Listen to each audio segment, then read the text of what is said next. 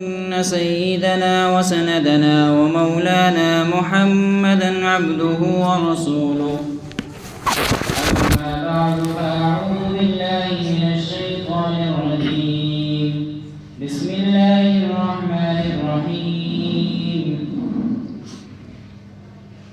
يا أيها الذين آمنوا إذا قمتم إلى الصلاة فاغسلوا وجوهكم وأيديكم وامسحوا برؤوسكم وأرجلكم إلى الكعبين. صدق الله مولانا العلي العظيم. درود پاک پڑھیے اللهم صل على سيدنا محمد وعلى آل سيدنا محمد وبارك وسلم تسليما كثيرا كثيرا كثيرا. رب اشرح لي صدري ويسر لي امري واحلل عقدة من لساني يفقهوا قولي. سامعین محترم اور عزیز ساتھیوں، اللہ رب العالمین کا بے انتہا فضل اور کرم ہے کہ اللہ رب العالمین نے ہم سب کو اپنے پاک گھر کے اندر جمع فرمایا ہے اور تھوڑی دیر دین کی نسبت پر غور و فکر کرنے کی اللہ رب العالمین نے ہم سب کو توفیق مرحمت فرمائی ہے. دعا فرمائیں کہ جو کہا جائے اور سنا جائے اس پر ہم سب کو اللہ رب العالمین عمل کی توفیق مرحمت فرمائیں.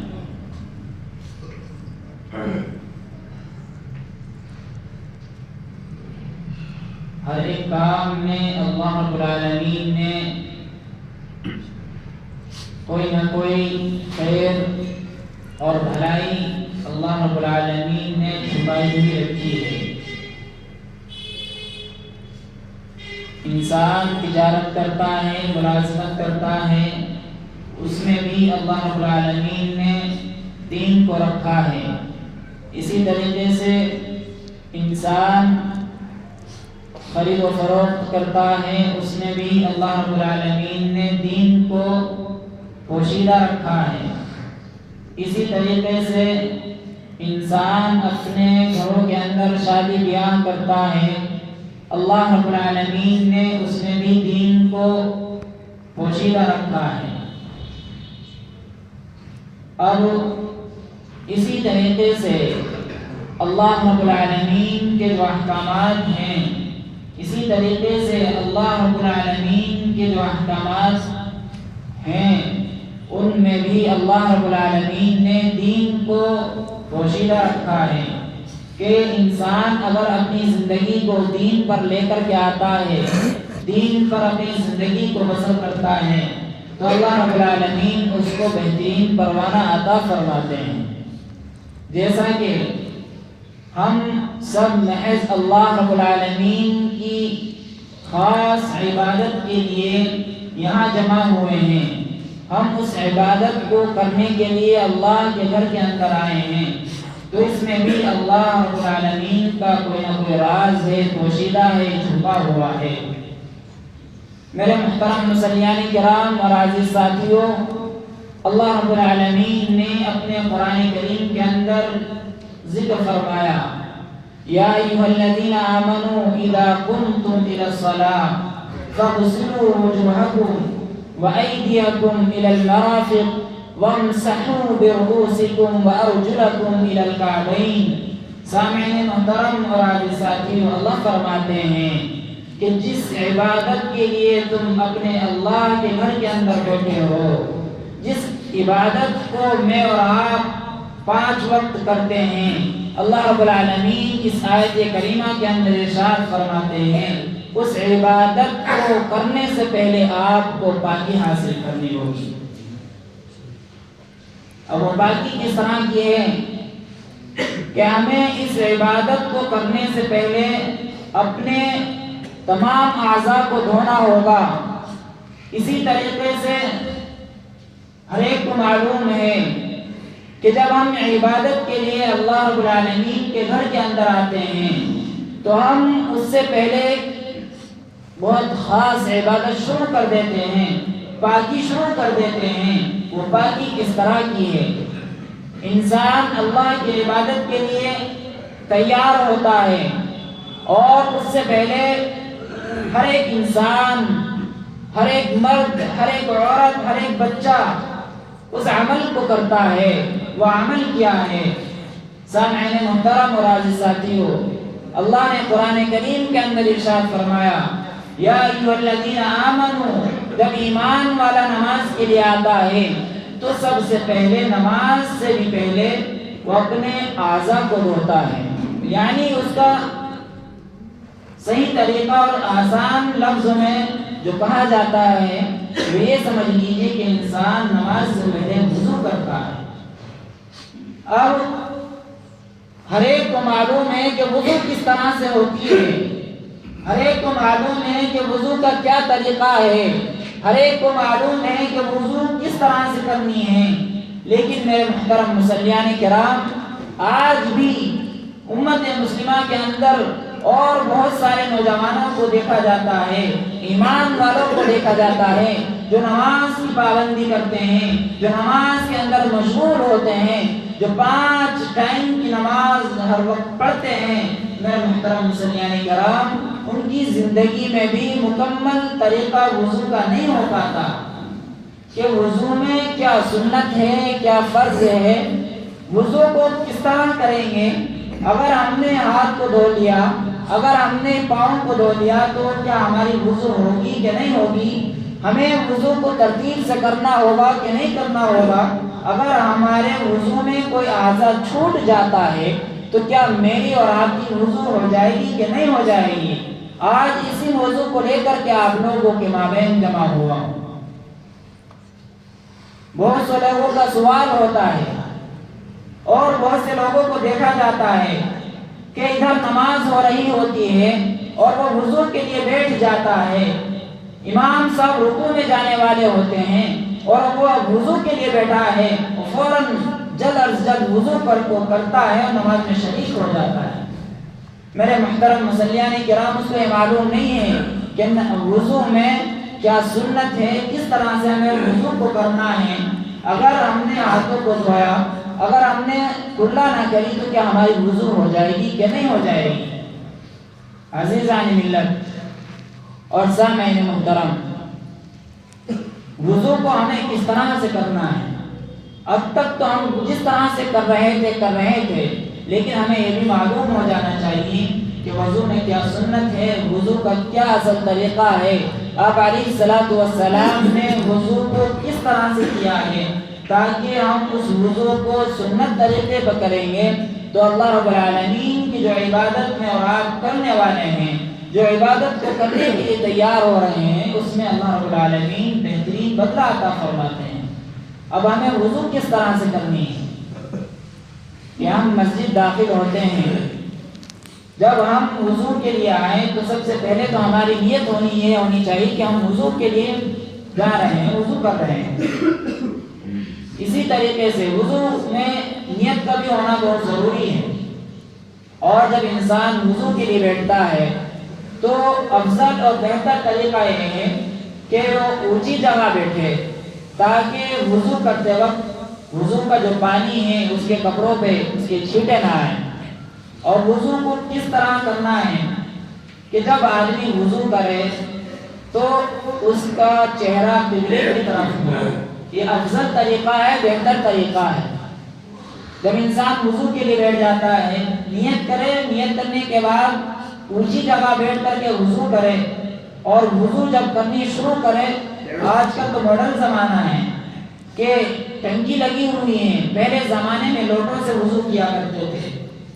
تو وضو کو کس طرح سے کرنا ہے کہ اب جو ٹنکی چل رہی ہیں کہ ٹنکی کو کھولے آہستہ سے، اور آہستہ سے کھولنے کے بعد اپنے دائیں ہاتھ پانی کے نیچے رکھ کر کے پہلے دانے ہاتھ کو دھوئے، اور دانے ہاتھ کو دھو کر کے بائیں ہاتھ پر پانی ڈالے، بائیں ہاتھ کو دونوں کو اس طرح سے مسل لے، جب تک میرے محترم مصلیان کرام عزیز سامعین میرا اور آپ کے مکمل طریقے سے ہاتھ صاف نہیں ہوں گے، میری مکمل طریقے سے وضو نہیں ہو پائے گی۔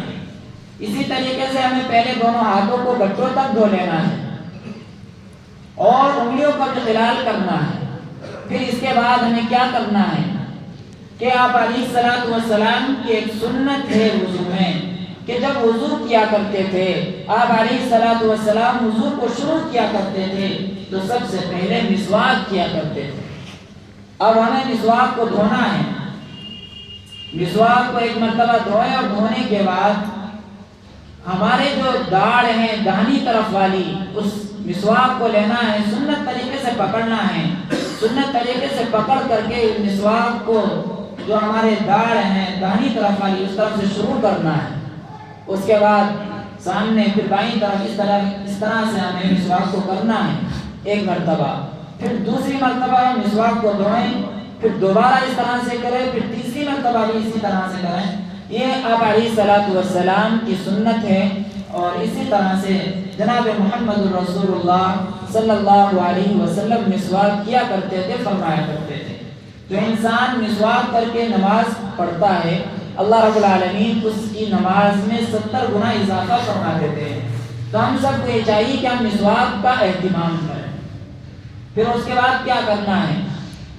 مسواک کرنے کے بعد کلا کرنی ہے، اور کلا بھی کس طرح سے کرنی ہے؟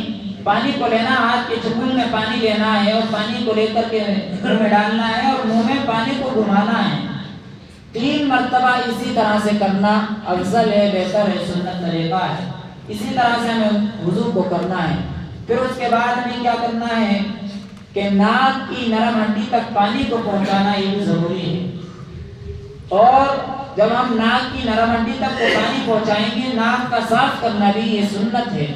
اب ناک کو کس سے صاف کریں گے؟ کون سے ہاتھ سے صاف کریں گے؟ میرے محترم مسلمان کرام، اس میں ناک کو جو ہمیں صاف کرنا ہے وہ بائیں ہاتھ سے صاف کرنا ہے، اور بائیں ہاتھ کی جو کن کی انگلی ہے اس سے ناک کو صاف کریں گے اور 3 مرتبہ صاف کرنا، یہ سنت ہے۔ اس کے بعد ہمیں 3 مرتبہ اپنے چہرے کو دھونا ہے، پیشانی کے بالوں سے تھوڑے کے نیچے تک، ایک کان کی رو سے دوسرے کان کی رو تک یہ دھونا ضروری ہے۔ اگر ہم نے 1 مرتبہ دھو لیا تو ہماری وضو ہو جائے گی لیکن سنت چھوٹ جائے گی۔ اگر ہم 3 مرتبہ اس کو کرتے ہیں تو یہ سنت طریقہ ہے، افضل ہے۔ اسی طریقے سے آپ علیہ الصلوۃ والسلام نے کیا ہے۔ اور گاڑی کا خلال کرنا ہے۔ پھر اس کے بعد میں دونوں ہاتھوں کو کونیوں سے نہیں دھونا ہے۔ اگر ہم نے اس کو 1 مرتبہ دھویا وضو ہو جائے گی، لیکن اگر ہم نے اس کو 3 مرتبہ دھویا تو یہ سنت ہے، وضو میں اضافہ ہو جائے گا، سنت کا بھی ثواب مل جائے گا اور فرض کا بھی ثواب ہمیں مل جائے گا۔ اسی طریقے سے میرے محترم مسلیان کرام، یہ بہت خاص اور اہم مسئلہ یہ ہے کہ انسان جب وضو کرتا ہے تو جلد از جلد مسح کرتا ہے، کبھی ادھر ہاتھ رکھ لیا کبھی یہاں ہاتھ رکھ لیا، یہ تو فرض کے درجے میں ہے، چوتھائی سر کا مسح کرنا ہے فرض کے درجے میں ہے۔ لیکن اگر پورے سر کا جو مسح کرتا ہے وہ سنت ہے۔ پورے سر کا مسح ہمیں کس طرح کرنا ہے؟ بہت سے لوگوں کو یہ معلوم نہیں کہ پورے سر کا مسح کس طرح سے ہوتا ہے۔ تو میرے محترم مسلیان کرام، ہمیں مسح اس طرح سے کرنا ہے کہ جو ہاتھ ہیں ہمارے دونوں، ایک اس طرح سے بھی ہم نے دیکھا ہے کہ بہت سے لوگ کہ مسح کے لیے باقاعدہ الگ سے پانی لیتے ہیں۔ اگر ہمارے دونوں ہاتھ بھیگے ہیں تو اسی بھیگے ہوئے ہاتھ سے اگر ہم مسح کریں گے تب بھی ہمارا مسح ہو جائے گا۔ اگر ہم نئے سرے سے پانی لے رہے ہیں تو اس میں بھی کوئی حرج کی بات نہیں، بہتر یہی کہ اسی ہاتھوں سے مسح کر لیا جائے۔ مسح کس طرح ہوگا؟ ان کو انگلیوں کو ملانا ہے اور اس طرح سے یہاں سے لے کر کے جانا ہے اور ایسے ہی پیچھے تک لے کے جائیں گے، پیچھے سے پھر اس طرح لے کر کے آنا ہے، یہاں تک لائیں گے۔ اب یہ جو ہمارے انگوٹھے ہیں ان سے انگلیوں سے اس طرح سے ہمیں کانوں کو خلال کرنا ہے، پھر انگوٹھوں سے جو کان ہے ہمارے کان کی لوگ پیچھے سے اس طرح سے کرتے ہوئے یہ ہمارا مکمل مسح ہو گیا۔ اور بہت سے لوگ گردن کا اور گلے کا بھی مسح کرتے ہیں، یہ بہتر نہیں ہے۔ بہت سی جگہ آیا ہے کہ گردن کا مسح بھی ہے، گردن کے مسح کا ذکر بھی ہے، لیکن بہت سے لوگوں کو دیکھا ہے کہ وہ گلے کا بھی مسح کرتے ہیں، یہ طریقہ صحیح نہیں ہے، درست نہیں ہے۔ پھر اس کے بعد ہمیں کیا کرنا ہے؟ دونوں پاؤں کو گٹھوں تک دھونا ہے اور دھونے کے ساتھ ساتھ انگلیوں کا خلال کرنا ہے، 3 مرتبہ دھونا یہ سنت ہے۔ اس طرح سے میرے محترم مسلیان کرام، ہمیں اپنی وضو کو مکمل کرنا ہے اور جب انسان اس طرح سے وضو کو کرتا ہے، سنت طریقے سے کرتا ہے، پھر نماز میں شریک ہوتا ہے، تو اللہ رب العالمین اس کی نماز میں 70 گنا اضافہ فرما دیتے ہیں۔ اور بہت سی روایات میں یہ بھی آتا ہے کہ اگر کوئی انسان وضو کو کرنے سے پہلے شروع میں بسم اللہ پڑھ لیتا ہے تو اللہ رب العالمین کہ حبیب سرور عالم صلی اللہ علیہ وسلم فرماتے ہیں اس کے اگلے پچھلے گناہ معاف کر دیے جاتے ہیں۔ اسی طرح سے ایک روایت میں آتا ہے کہ جو انسان وضو کرنے سے پہلے اس دعا کا اہتمام کر لیتا ہے، بسم اللہ الحمدللہ، تو راوی فرماتے ہیں کہ اس کے لیے جنت کے 8 دروازے کھول دیے جاتے ہیں، اور کہ جو انسان اس دعا کے بعد میں اس دعا کا بھی اہتمام کرتا ہے، تیسری دعا یہ پڑھتا ہے بسم اللہ وعلی ملت رسول صلی اللہ علیہ وسلم، تو اللہ رب العالمین کے حبیب سرور عالم صلی اللہ علیہ وسلم فرماتے ہیں کل قیامت کے دن میں اس کے لیے عرش کا سایہ بنوں گا، سائے میں جگہ عطا فرمائیں گے۔ اور جب ہماری مکمل طریقے سے وضو ہو جائے تو وضو کے بعد کی بھی بہت سی دعائیں ہیں، احادیث میں منقول ہے، جو اصح قول کے مطابق ہے وہ یہ ہے کہ اشہد ان لا الہ الا اللہ وحدہ لا شریک لہ واشہد ان محمدا عبدہ ورسولہ۔ اور بہت سے لوگ ایک چیز اور کرتے ہیں، وضو کے بعد میں دعا تو پڑھتے ہی ہیں لیکن دعا پڑھنے کے ساتھ ساتھ اپنی انگلی کو اٹھاتے ہیں، اشارہ کرتے ہیں آسمان کی طرف، اپنی نگاہ کو اٹھاتے ہیں آسمان کی طرف اشارہ کرتے ہیں، حالانکہ یہ بھی حدیث سے ثابت ہے لیکن ضعیف حدیث ہے۔ اسی لیے کہ آدمی کو بہتر یہ ہے کہ جو اصل طریقہ ہے اس پہ عمل کرتے ہوئے، اپنی وضو کو مکمل کرتے ہوئے، دعا کا اہتمام کرتے ہوئے، ایک دعا تو یہ ہے کہ اشہد ان لا الہ الا اللہ وحدہ لا شریک لہ واشہد ان محمدا عبدہ ورسولہ۔ اور دوسری روایت میں آتا ہے کہ قرآن کی آیت ہے انی وجہت وجہی للذی فطر السماوات والارض حنیفا وما انا من المشرکین قل ان صلاتي ونسكي ومحياي ومماتي لله رب العالمین لا شریک لہ۔